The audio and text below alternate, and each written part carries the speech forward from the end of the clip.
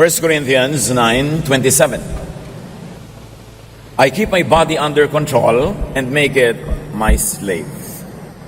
Sinusupil, pinipigil ko ang aking sarili para ako ang maghari sa aking pagkatao. Discipline for peace of mind. Paano nga ba sa paraan ng disiplina ay magkakaroon tayo ng matiwasay, tahimik na kaisipan, damdamin, buhay? Panginoon, salamat po dahil kayo ang kapayapaan namin at tinuturuan nyo kaming maging payapa. Ano man ang kalagayan ng aming kapaligiran. Patuloy niyo po kaming linisin at gayon ay buksan ang aming isip, ang aming puso sa inyong mensahe na makapagpapalaya, makapagpapalakas sa amin at lalo pa na magdudulot ng kapayapaan. Kayo pong mangusap, mangaral, magturo. Dalangin namin ito may kalakip na pasalamat sa ngalan ng iyong anak at aming Panginoong si Jesus. Discipline for peace of mind. Maraming sinasabi ang Biblia tungkol sa paraan ng pag-iisip ng tao at ano ang nagiging bunga ng paraan na yon ng pag-iisip. John 16:33, si Jesus, I have told you these things so that in me you may have peace. In this world you will have trouble. But take heart, I have overcome the world. Yan ang isang number one na mensahe ng Panginoong Jesus, peace. Kaya nga nung siya isinilang, kumakatama ang hell, peace on earth. Peace in people's hearts. Peace talaga. Sayang ang pagiging relihiyoso, sayang ang paglapit sa Panginoon, sayang ang paglilingkod, pag-aaral, kung hindi naman tiwasay ang kalooban. Kasi ang talagang gusto ng Panginoon na marating ng lahat ng mananampalataya ay kapayapaan. At sabi niya, in this world you will have trouble. But take heart, I have overcome the world. So dalawang pagpipilian. Sabi niya talagang magulo ang mundo. Magkakaproblema kayo, natural lang yon. Huwag kayong magtaka. Pero isipin niyo, nagapi ko na ang daigdig. Nagahari na ako. In other words, ano dapat pag-isipan ng tao? Not trouble, but Jesus. Ang dapat na nanaig sa kanyang damdamin, hindi yung pag-aalala, kundi yung pagtitiwala sa Panginoon. Philippians 4:8. Finally, my friends, keep your minds on whatever is true, pure, right, holy, friendly, and proper. Don't ever stop thinking about what is truly worthwhile and worthy of praise. Sabi niya, imbes ang isipin ninyo yung mga kasinungalingan, mga nakakagulo, mga maruruming bagay, mga nakakaligalig, masasama, mali. Huwag kayong tumigil ng pag-iisip, pagtotoo ng isip tungkol sa mga kanais-nais, magagandang bagay na nakakapuri sa Panginoon. In other words, we are given choices of what to think of. Pwede ka mag-isip ng trouble, pwede ka mag-isip ng peace, pwede ka mag-isip ng Satan, pero pwede ka mag-isip ng God. Pwede ka mag-isip ng kaguluhan, pangliligalig ng iba, pero pwede ka mag-isip ng mga pangako ni Jesus ng kapayapaan. Ang isip, mapaglaro. At maraming tao pinaglalaroan ng sarili nilang isip. Hindi sila ang amo ng isip nila, kundi yung isip nila ang nagiging amo nila. At mapaglaro ang isip. Proverbs 23:33, you will see weird things and your mind will play tricks on you. Kaya yung mga taong matatakotin sa multo, may dumadaan lang na hangin, nakakakita yan ng multo. Yung mga taong matatakotin sa end times, mayroon lang nangyari dito, may nangyari doon na konting ganito, end times na sa kanya yun. Yung mga tao na laging maraming galit, hindi mo naman ginagalit, nagagalit din agad. Kasi may mga tanim na agad na galit, madali nang tumubo. Paglalaruan ka ng isip mo, at ililigaw ka ng isip mo. There are mental tricks and mental illusions. So watch your mind. Yung mga selosa, lagi nakakakita ng pagsiselosan. Yung mga takot na takot mawala ng pera, laging nakakakita ng paghihirap at pagdarahok. Yung takot na takot sa sakit, laging nakakakita at nakakaramdam ng kung ano-ano. Mga laro ng isip. Matthew 6:34, don't worry about tomorrow. It will take care of itself. You have enough to worry about today. Si Jesus na may sabi nun, pagkatapos maraming Kristiyano, walang iniisip kundi end times sa bukas, end times sa next month, end times sa back. Sabi, don't worry about it. Not even the Son knows about it, only the Father. It means it's not for you to know. Kasi kung para malaman mo yan, di dapat binunyag. Tapos laging yun ang iniisip. Mga bagay na hindi naman mababago, iniisip pa rin. Ang nagbabago lang damdamin, nalulungkot, natatakot. Sabi niya, don't worry about tomorrow. Bakit? Kawaworry mo ba? Mapapalitan mo ba yan? Maiiba mo? Hindi rin. So sayang lang ang pagod mo. And worry is thought. On the reverse, thought is worry. Pag palaisip, mapag-alala. Pag laging nakakaalala, madalas lang malungkot. Kaya nga sabi ng isang tula, better by far you should forget and smile than that you should remember and be sad. Mabuti pa, nakakalimot. Mayroong mga nagmamahalan, magkalayo, magtatampo yung isa, huy, nakakalimutan mo na yata ako. Kung talagang mahal mo siya, hindi ba iibigin mo pa nga malimutan ka na ng konti para hindi siya laging malungkot? Kasi lagi mong nakaalala ka, lagi ka namimiss. Tuwan-tuwa ka, yung ego mo, tuwan-tuwa dahil lungkot na lungkot siya at wala ka, ganun ang pagmamahal. So sabi niya, mabuti pa na malimut-limutan mo ko, na makangiti ka naman, sumaya-saya ka, kasi lagi mo ako naaalala, kasi nalulungkot ka naman. So dahil mahal kita, please, kalimutan mo na muna ako dahil magkalayo naman tayo. Don't be obsessed with me. Yun ang pag-ibig na nakakapagpalaya, hindi pag-ibig na nanggagapos, nang tatali, nang kukulong. Psalm 32, 1-5. Our God, you bless everyone whose sins you forgive and wipe away. You bless them by saying, you told me your sins without trying to hide them, and now I forgive you. Before I confessed my sins, my bones felt limp, and I groaned all day long.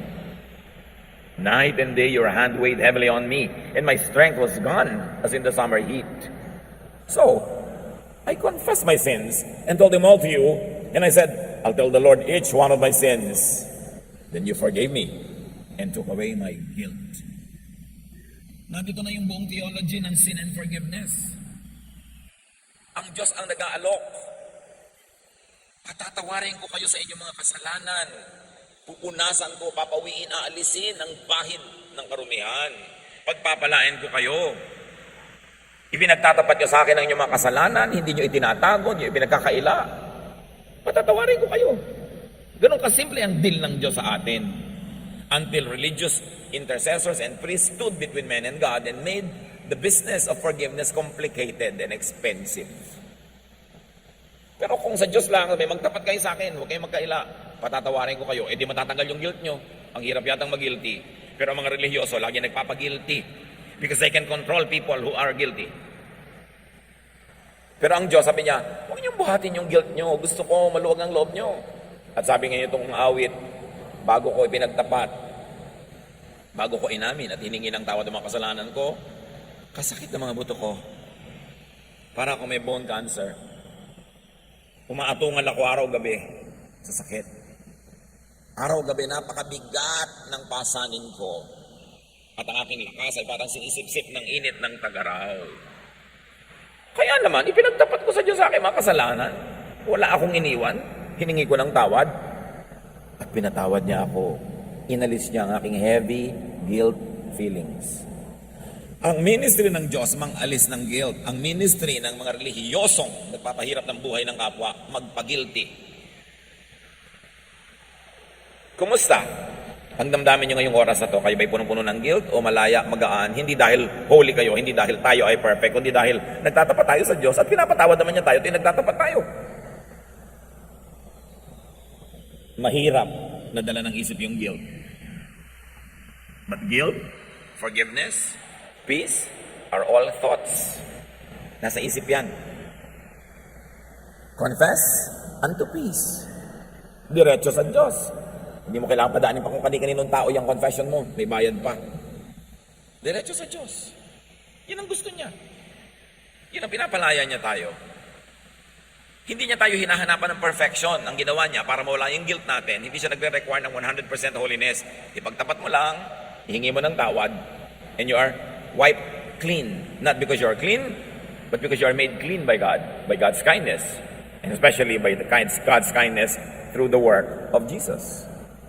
Romans 8, 1-2. If you belong to Christ, you won't be punished. Kasi iba takot na takot pa. Ay, Kristiyano na ako pero nagkasala ako. Meron naman akong parasahan, tanggal na naman ang salvation ko. Sinabi na nga, if you belong to Christ, you won't be punished. Bakit ang kulit? Gusto yung may punishment. At gusto ng mga ibalang teacher, laging may punishment. Kasi yung may punishment, nagigilty ang mga tao. At yung nagigilty, mas madali silang pasunurin. If you belong to Jesus Christ, you won't be punished. Mahirap bang maintindihan yan? The Holy Spirit will give you life that comes from Christ Jesus. not from your own deeds, not from your own performance, but from Christ Jesus, and will set you free from sin and death.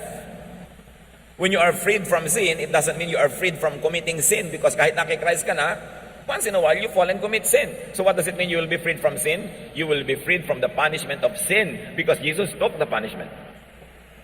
And you will be freed from the guilt of sin, because when you know that when you confess of the Lord, He forgives, therefore you are free from the guilt and the punishment of sin. But no Christian is really free from the actual act of doing sin, because God knows that we are not perfect. God remembers that we are dust. Kaya naglagay siya ng daan para makabalik ang lahat ng nadadapa. Confession. If we confess our sins, He is faithful and just and will forgive us. And will give us a renewed heart. Hindi yun mahirap maintindihan. Kawawa ang mga nasa Panginoon na lagi pang guilty, lagi pang natatakot, lagi pang nag-iisip na siya ay mapaparusahan, mawawala sa presensya ng Diyos, etc. Be free in Jesus, and freedom is hot. Again, nasa isip yan. Meanwhile, the thought of torture is punishment. Pag naisip mong mapaparusahan ka, naisip mong magugunaw ang mundo, maisip mong dadali ka sa impyerno na naman, nasa Panginoon ka na, matutorture ka lang. Nawawala yung joy of your salvation, bagamat hindi nawawala yung salvation.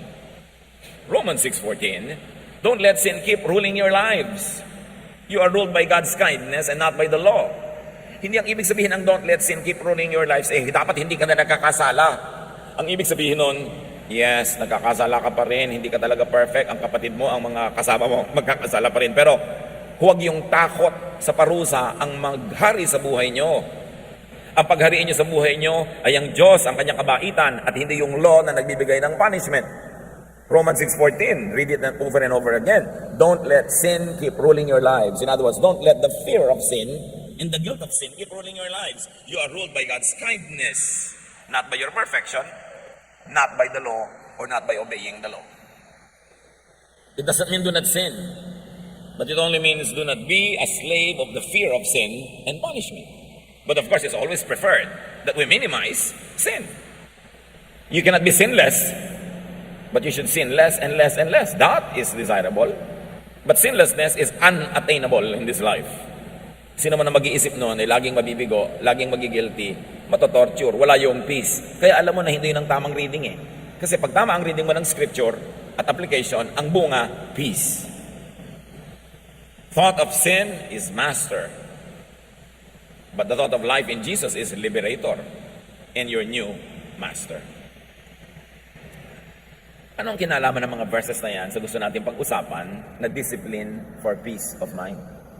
Inisa-isa lang naman natin ang mga pwedeng magtanggal ng peace of mind, di ba?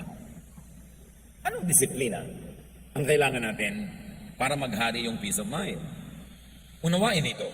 Thoughts become emotions, and emotions become blood chemistry. Pag may naisip ka, magiging emosyon yun.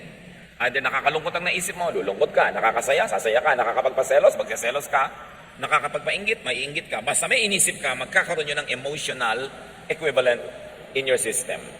And your emotion will change your blood chemistry. Napatunayan na ng siyensya yan. Kahit nga ang pag-iyak, bakit ang iyak ng iyak bago matulog, biglang ang sarap ng tulog? Kasi napatunayan na sa luha, kasama yung mga toxins, mga lason related to stress.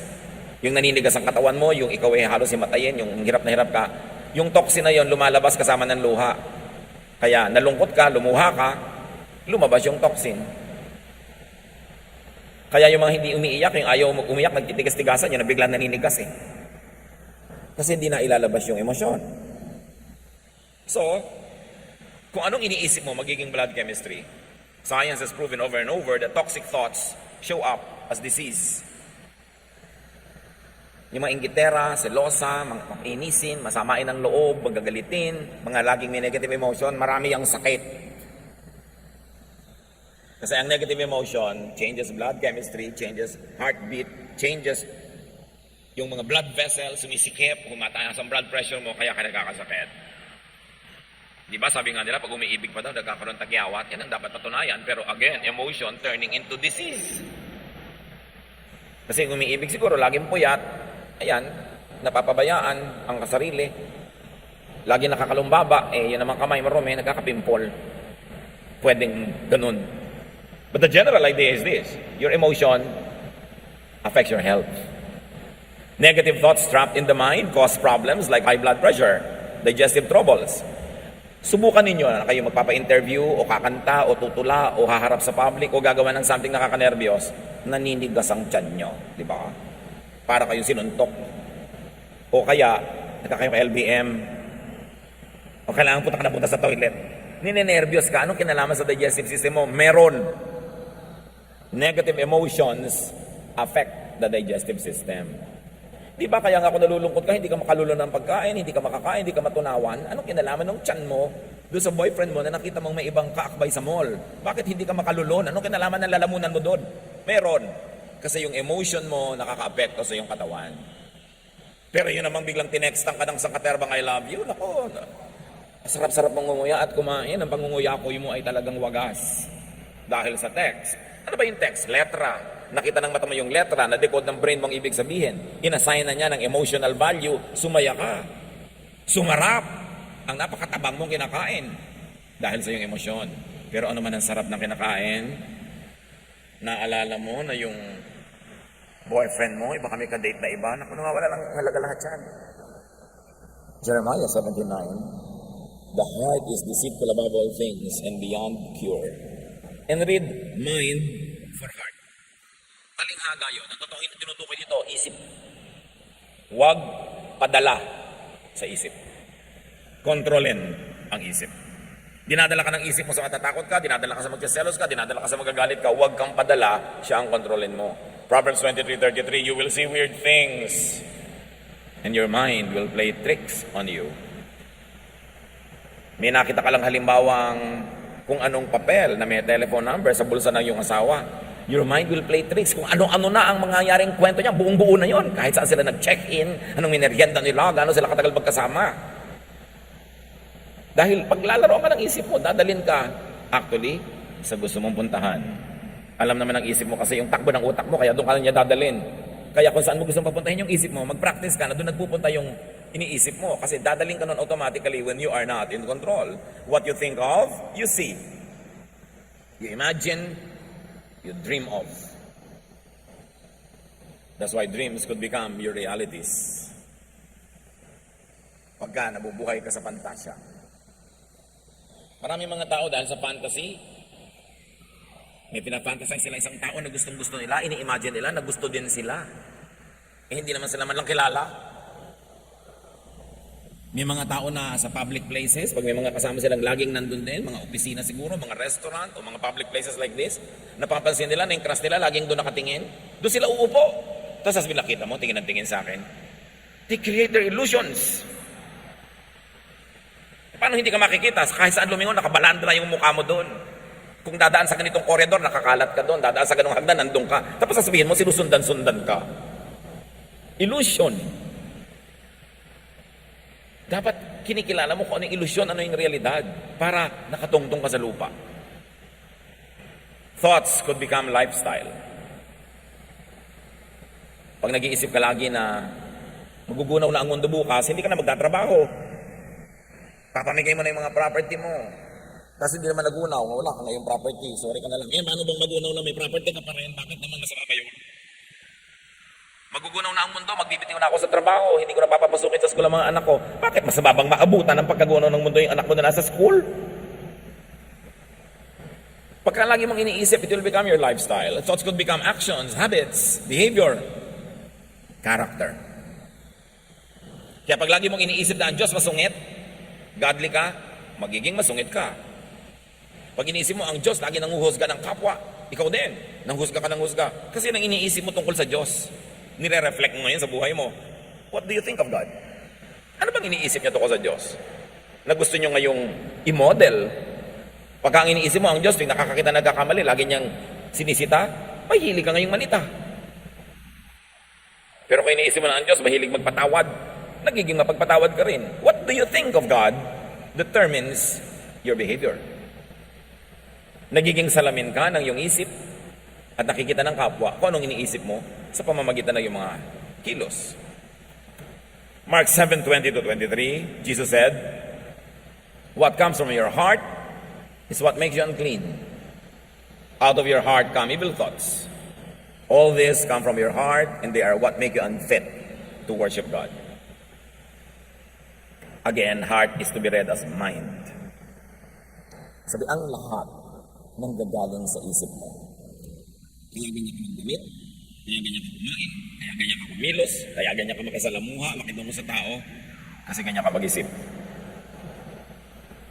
Ngayon, gusto mong palitan yon, edi palitan mo ang paraan ng iyong pag-iisip.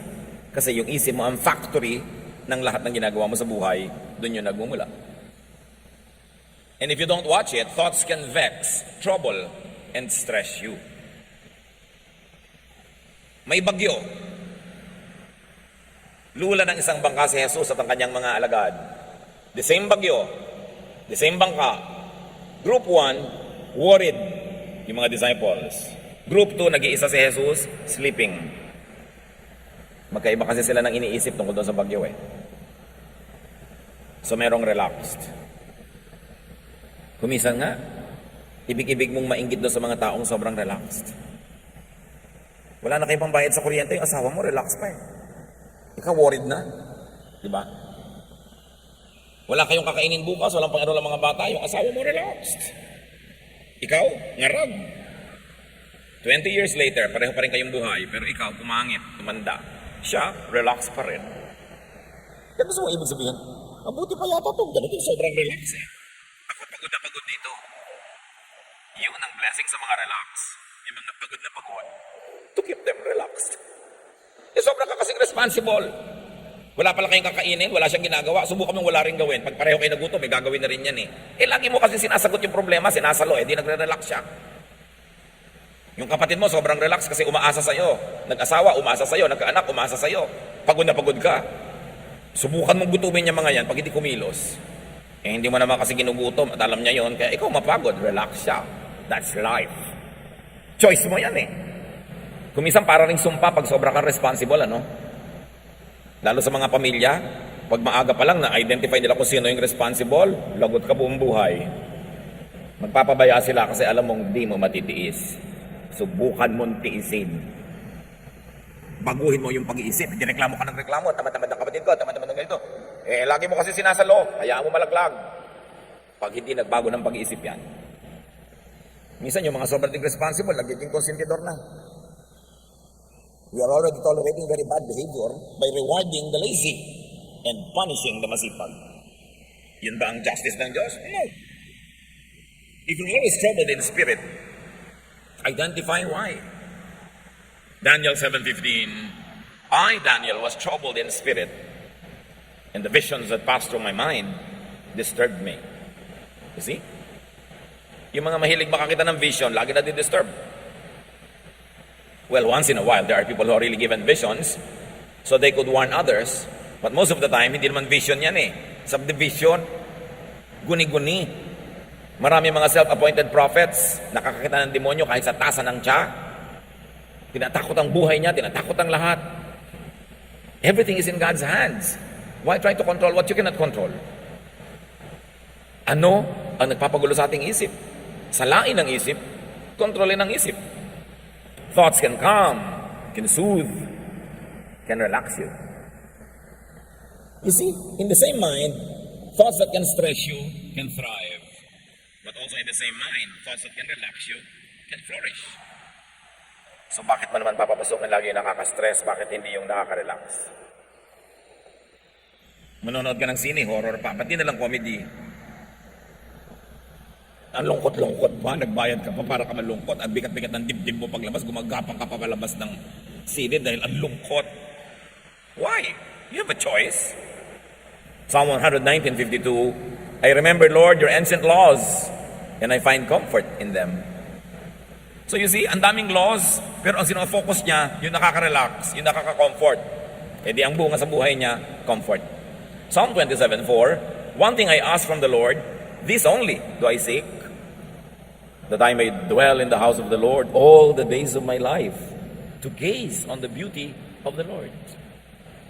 Isa lang naman ang hiling ko sa Diyos, sabi niya. Na araw-araw nandun ako sa kanyang tahanan para pagmasdan ko, malimi-limi, maisip-isip ko ang kanyang kagandahan. Because beauty relaxes.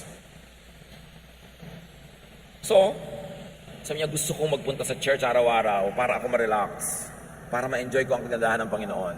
Tapos magpunta mo doon, marami mga bully, marami mga huwes, marami mga hukom, marami mga abogado, na umuusig sa'yo, nagja-judge sa'yo, hindi nakaka-relax yun. Hindi dapat ganun ang atmosphere in the house of the Lord. As you think, you become. You become, you are, your thoughts. Ano pa talaga ang nagde-define ng ating pagkatao? Ito yung ating pag-iisip.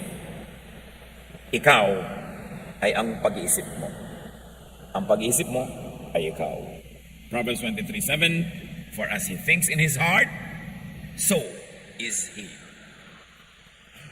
Paano ka mag-isip? Magiging ganun ka. So change your life by changing your thoughts. Ang sinasabi lang natin, change yung nakaka-stress, yung nakakagulo. Yun namang nakakapagpasaya, di huwag niyo nang palitan dahil masaya na kayo eh. O kaya palitan niyo ng mas nakakasaya pa. Romans 12:2, let God change the way you think. Then you will know how to do everything that is good and pleasing to Him. Gusto ng Diyos, relax ka, peaceful. Ayaw niya na ikaw ay stressed and vexed and troubled and afraid. Hindi business ng Diyos manakot. Business niya ang bupatahan ng umiiyak. Kapayapa, kumalo-alo, para tayo matahimik. 1 Corinthians 14:20, stop thinking like children. In regard to evil, be infants. But in your thinking, be adults. Grow up. Tigilan ang pag-iisip bata, lalo't hindi ka na talaga bata. Baguhin ang pamamaraan. Sabi ni Paul, when I was a child, I thought like a child, I spoke like a child, I reasoned like a child. But now that I'm a man, I gave up childish ways. Ganon din tayo sa ating spiritualidad. Dapat mag-mature. Change what gives you trouble. Change the way you think so that you will be happier. You will be more peaceful.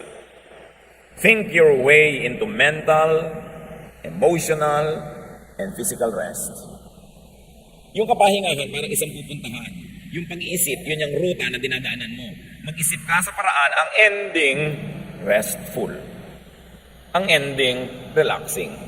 So think your way into rest, into relaxation, into peace, into serenity. 2 Corinthians 10:5, we demolish arguments and every pretension that sets itself up against the knowledge of God, and we take captive every thought to make it obedient to Christ. Ginigiba namin ang lahat ng anumang pangangatwiran at mga pagkukunwari na bumabangga sa tunay na pagkakilala sa Diyos. At ipinabibihag namin ang anumang iniisip namin kay Kristo. Binibihag, ginagapi, ginukulong, ginagapos namin aming utak para ito pasunurin kay Kristo, hindi kay Satan. At hindi lang yun tungkol sa paggawa ng kabanalan at mga karelihiyosohan. Yun ay tungkol sa paghahanap ng tunay na kapayapaan, katahimikan, pahinga na siyang ibig-ibigay ng Diyos sa pamamagitan ni Jesus. Binabangga, dinudurog namin ng anumang mga pagpapunwari na karunungang makadiyos. Pero kung ang ending nakakagulo, nakakapagpagulo, nakakatakot, hindi yan galing sa Diyos, binabangga, dinudurog namin yan. Yan ang isang pagkukunwari. Kung paano mo malalaman na masarap ang luto, pag tinikman mo na, doon mo malalaman kung tama ang interpretation of God's Word. Pag ang ending sa buhay mo, peace, serenity, love, quietude. Yan ang tamang bunga ng tamang interpretation ng salita ng Diyos. Kung i-interpret mo ang bunga, naligalig ka, naging judgmental ka, natakot ka, hindi yan dapat ang bunga, mali ang basa. Sabi ni Jesus, I came that you might have peace, that you might have life, and have it abundantly. So alam mo, pag tama, Pastor, ano po bang tamang interpretation? Yung ang ending, pumapayapa ka, matahimik ka, yun ang tamang interpretation.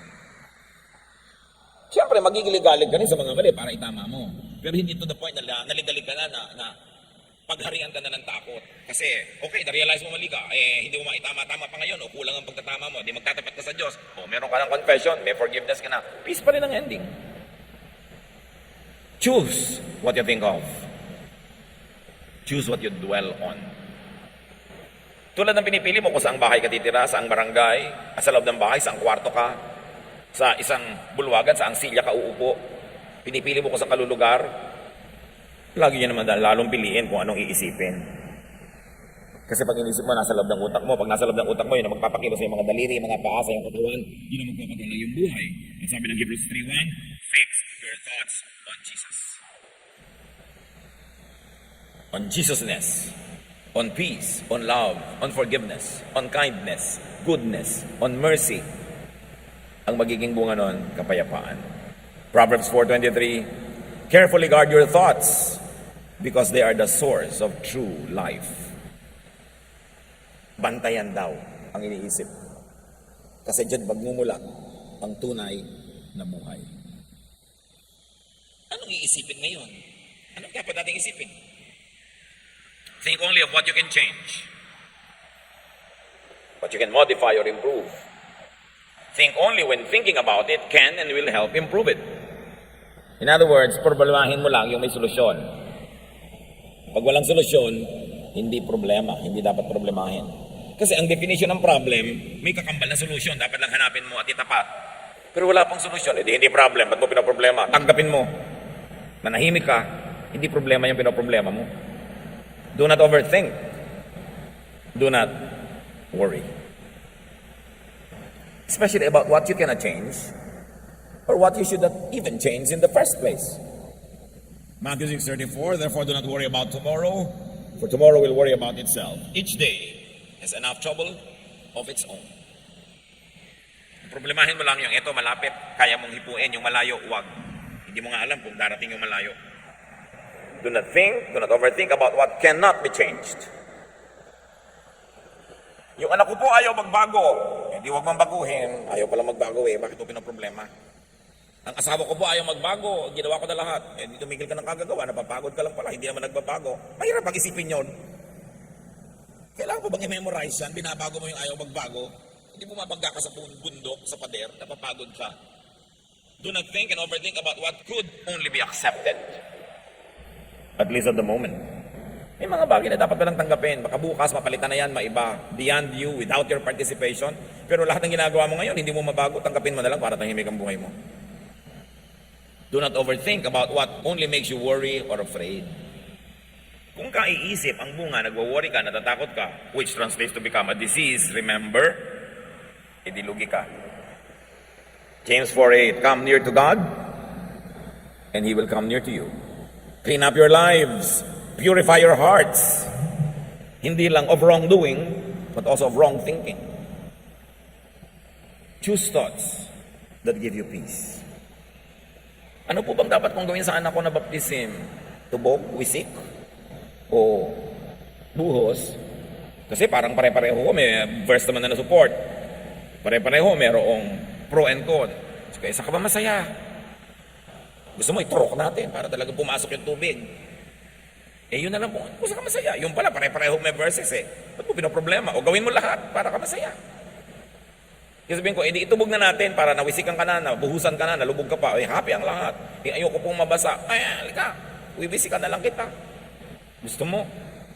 Eh, pa kailangan gawin napakalaking problema yan. Nakakapagtayo ng mga sekta at mga kongregasyon based only on the mode of baptism. Ang galing gumawa ng problema ng mga anak ng Diyos. Maghati-hati at magpagalian. Kami tama, kayo mali. Sa akin, isang balding tubig ang binuho sa'yo, isang baso lang. Mas banal ako sa'yo. Ganun. Ang mga musician ng church namin, puro maiksi ang buhok sa inyo, may mahaba. Eh bakit yung maiksi ang buhok ng musician nyo? Mas banal sa mga musician naming nakapusod. Nakakabanal ba talaga yan, yung hiksi at haba na yan? Bakit big deal? We become majors of minors. We problematize everything. Hindi tuloy peaceful ang church life. Choose thoughts that give you peace. Philippians 4:8. Keep your minds on whatever is true, pure, right, holy, friendly, and proper. Don't ever stop thinking about what is truly worthwhile and worthy of praise. Piliin ang iisipin, piliin ang problema. Avoid thoughts that vex.